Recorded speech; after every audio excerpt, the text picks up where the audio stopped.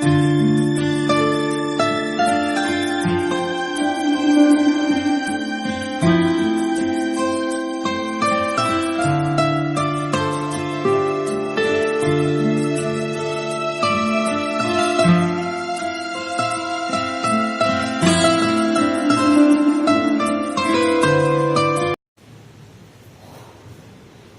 Afternoon छात्र, सभी बच्चों को शुभ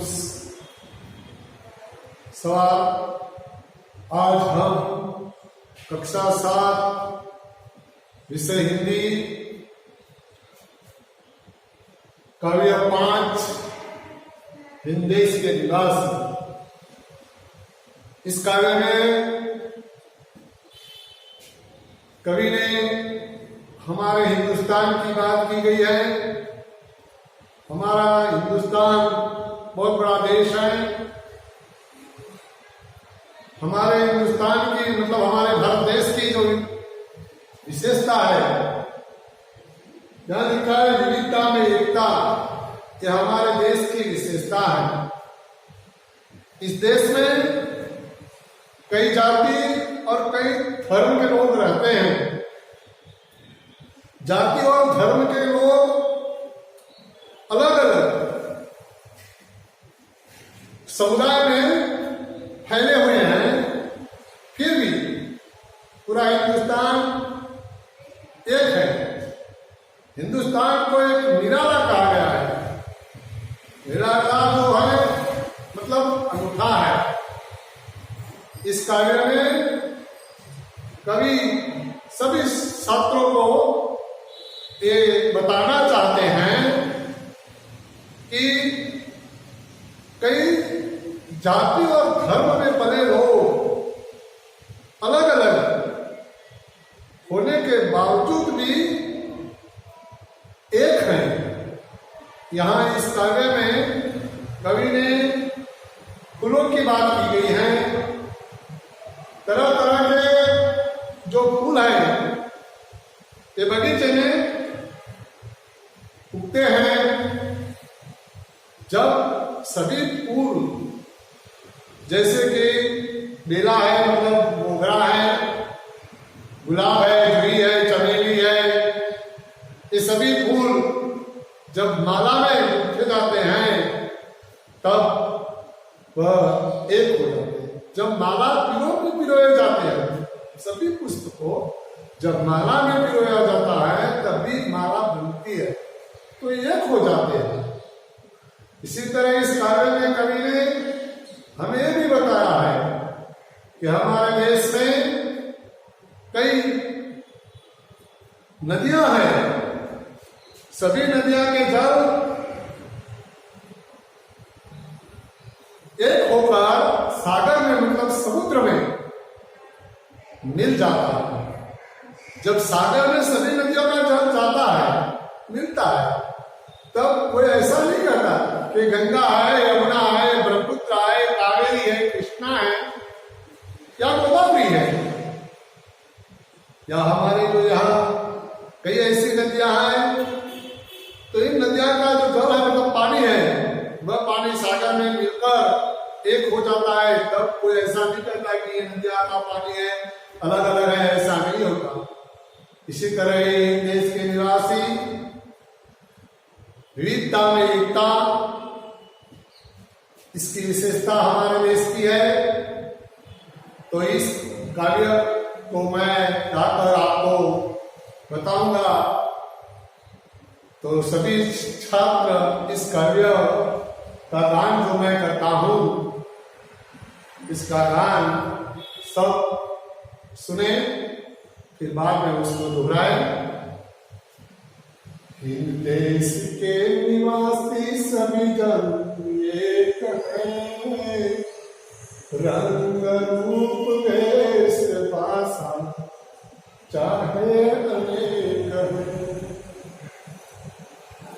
इस पंक्ति में कवि यह कहना चाहता है कि हिंद देश, हिंद मतलब हिंदुस्तान, भारत देश के निवासी, हिंदुस्तान में रहने वाले सभी लोगों की बात की है। निवासी सभी जन, जन मतलब सभी लोग, मनुष्य एक है। रूप रंग देश भाषा, रंग रूप सभी मनुष्य का अलग अलग होता है, फिर भी वह सब उसकी जो भाषा है, बोलने का जो तरीका है कि अलग अलग राज्य की भाषाएं भी अलग अलग है। हम जानते हैं कि हिंदी में 18 बोलियां, जब तुम आगे पढ़ोगे तब ये भाषाओं के बारे में और उसकी बोलियों के बारे में पहचानोगे कि 18 बोलियां जो हैं ये हमारी हिंदी भाषा में बताई गई है। तो ऐसी बोलियां पूरे हिंदुस्तान में है। हिंदुस्तान के सभी लोग अलग अलग भाषा और बोली में बात करते हैं। इसीलिए इस कार्यपंक्ति में रंग रूप वेश और भाषा चाहे अनेक क्यों न हो, फिर भी सभी हिंदुस्तानी एक हैं। बेला गुलाब जूही चंपा चमेली, प्यारे प्यारे फूल फूटे माला में एक।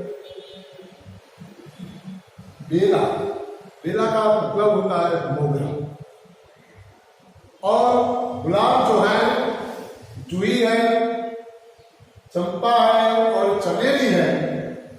ये सभी के पुष्प जब माला में पिरोए जाते हैं, मतलब गुंथे जाते हैं, तब ये माला एक सी लगती है।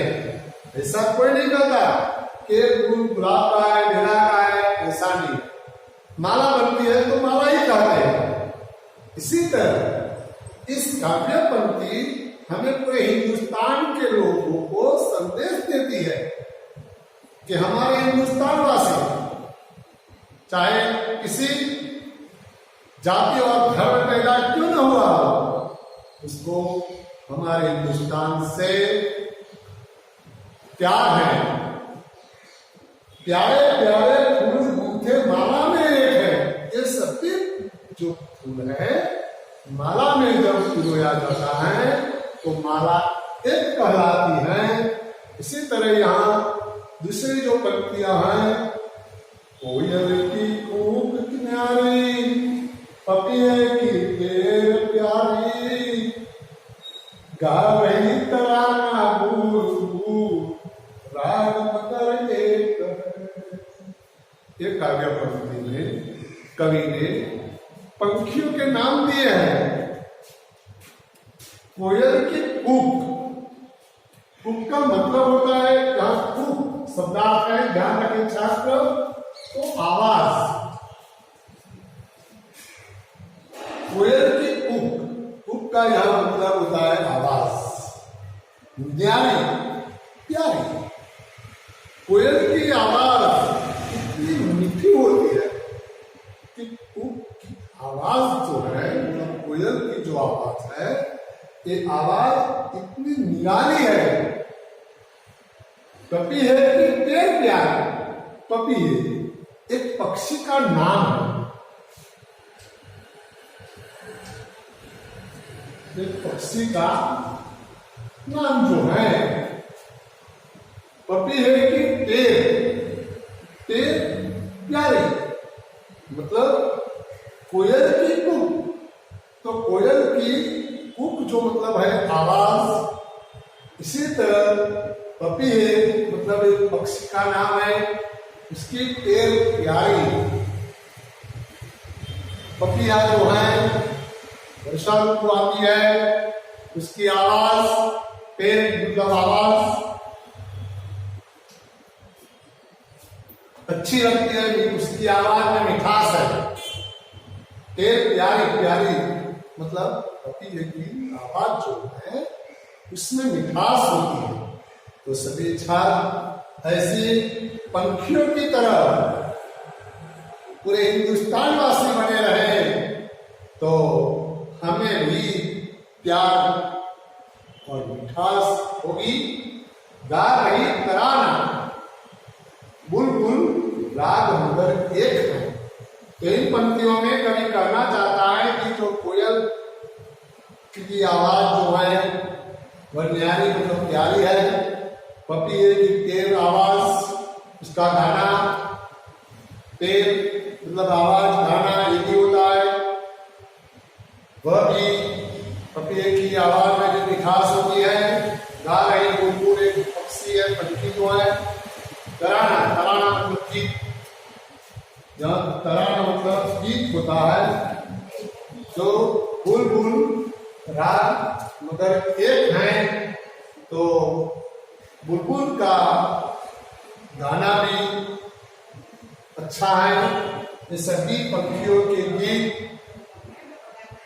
जो है वह जब गाते हैं तो उसकी आवाज जो है ये एक जैसी लगती है, गीत चाहे उन्हें क्यों ना हो।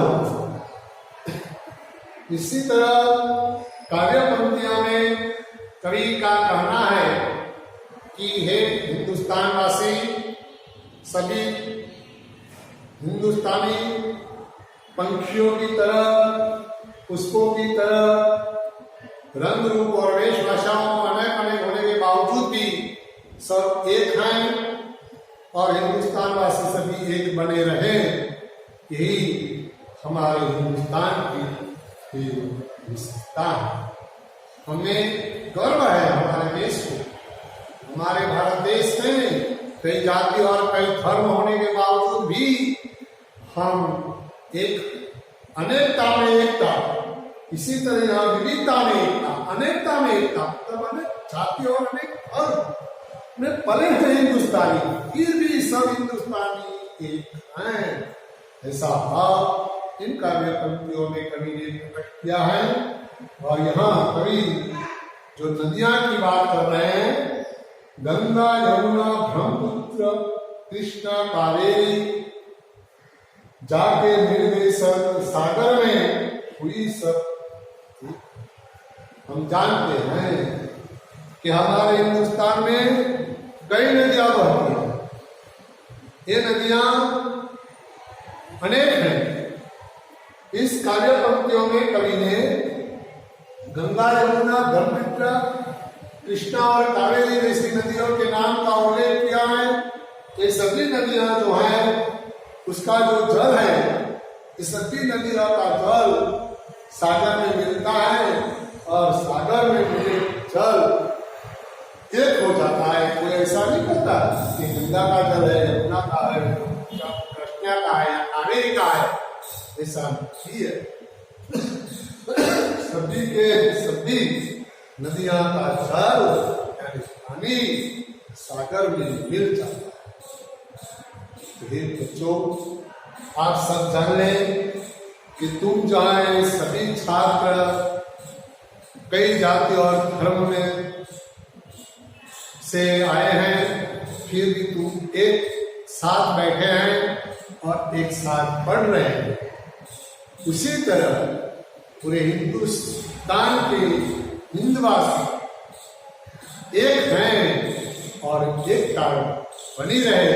इसी तरह हमें रहना है। तो आगे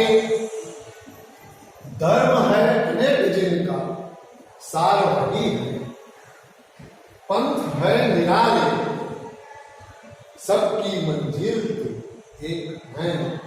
इन काव्य पंक्ति में कहता है कि धर्म है अनेक धर्म के लोग, जैसे कि हिंदू जो है,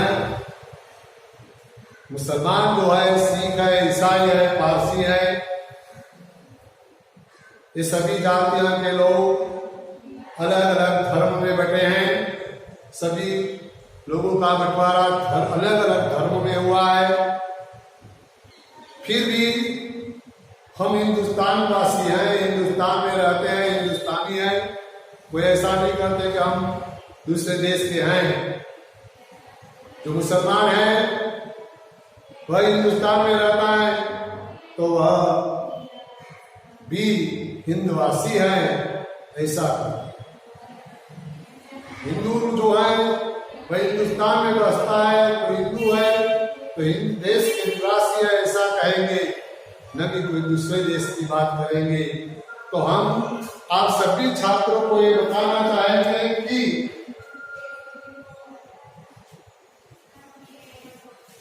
कि धर्म है अनेक, जिनका सार रहे हैं, अनेक धर्म में बटे हैं लोग सब, फिर हमारे पूरे हिंदुस्तान के हिंदवासी है, हिंद देश के निवासी है, ऐसा कहा जाएगा, ऐसा कहता है इसीलिए हिंदवासी हैं। इसीलिए अनेक धर्म के बंटवारा होने के बावजूद भी सबका साथ वही है। पंथ है निराले, पंथ का मतलब होता है रास्ता। अलग अलग रास्ता होने के बावजूद भी निराले, सबकी मंजिल तो एक है। यहाँ कवि ने कहा है पंथ है निराला, निराला मतलब अनूठा, यहाँ अनूठा होता है। निराला पंथ अलग है, उसका रास्ता अलग अलग होता है, फिर भी सबकी मंजिल तो एक है। मंजिल का मतलब यहाँ काव्य पंक्ति में कवि ने ध्येय किया है। सभी हिंदुस्तानी का ध्येय क्या है? हमारे हिंदुस्तान को अखंड रखना है। इसीलिए ये काव्य पंक्ति ये कहना चाहते हैं कि सबकी मंजिल, सबका ध्येय एक है कि हम हिंदवासी, हिंद देश के निवासी हैं। चाहे वह किसी भी राज्य में, हिंदुस्तान के जितने भी राज्य हैं, इन सभी राज्यों के लोग अलग अलग जाति और धर्म में बटे हैं, फिर भी वह कहेंगे कि हम हिंदुस्तानी। तो दोस्तों, ये काव्य पंक्तियां से सभी छात्रों को विशेषता ध्यान में रखनी है कि हमारा जो देश है, हमारा देश में विविध धर्म के लोग, मतलब अलग अलग धर्म के, अलग अलग जाति के लोग हैं, फिर भी हिंद निवासी कहलाता है। और हिंदुस्तान को हमें अखंड रखना है और हिंदुस्तान पर पूरे हिंदुवासी को गर्व होना चाहिए। यही बात इसमें की गई। सभी छात्रों को प्रश्न और स्वाध्याय के जो अभ्यास हैं, उसके जो उत्तर हैं, आगे हम सर्वनाम के बारे में पढ़ चुके हैं। व्याकरण की परिभाषा में हम, तुम, आप, क्योंकि ये सब जो सर्वनाम है, इस सर्वनाम की भाषा संहिता के बारे में इस काव्य के पीछे दिया गया है। तो सभी छात्रों को इस सर्वनाम के बारे में जानकर और सर्वनाम को लिख कर लाना है। दूसरी बात, यहाँ एक प्रश्न है कि गोला जो दिया है, इस गोले में से शब्द जोड़कर और पूर्ण वाक्य बनाइए। कि तुम्हारे जैसे छात्र को ऐसे ढंग से कैसे, जैसे कि यहाँ पुल्लिंग और स्त्रीलिंग वाक्य की जो परिभाषा है, जो व्याकरण है, व्याकरण की परिभाषा जो दी जाती है, उसमें ये व्याकरण की ही बात है। अगर व्याकरण पढ़ चुके हैं आप सब, कहा जाता है पुल्लिंग और स्त्रीलिंग, तो यहाँ रिनल लड़की का नाम है, या रिनल है, पढ़, सुहन, रही, मेगा, रहा, रे।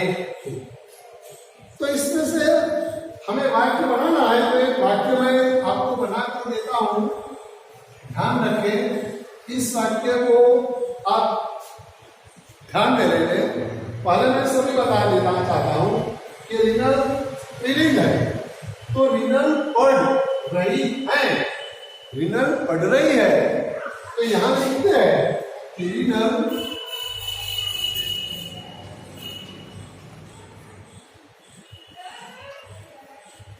और एक पूर्ण वाक्य लिख करना है। हिंदी में ऐसे पूर्ण वाक्य किया जाता है, रिनल पढ़ रही है। इसी तरह ये सोहन का नाम ले लेते हैं, ये स्त्रीलिंग है, तो दूसरा जो वाक्य है सोहन, तो दूसरा जो वाक्य है सोहन यहाँ खेल है तो सोहन खेल रहा है।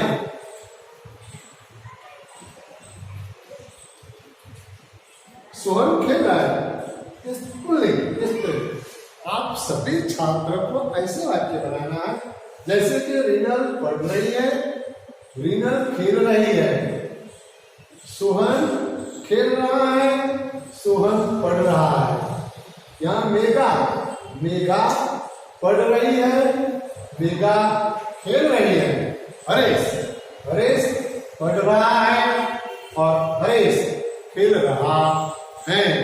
इस तरह अर्थपूर्ण वाक्य बनाकर सभी जो नाम है सभी नाम के एक नहीं दो वाक्य बनेंगे। रीनल पढ़ रही है तो रीनल खेल रही है। सभी छात्र लिखकर लाना। ये बात सबको याद रहे। सभी छात्रों को ये अभ्यास और स्वाध्याय लिखकर लाना है और काव्य को याद करना है।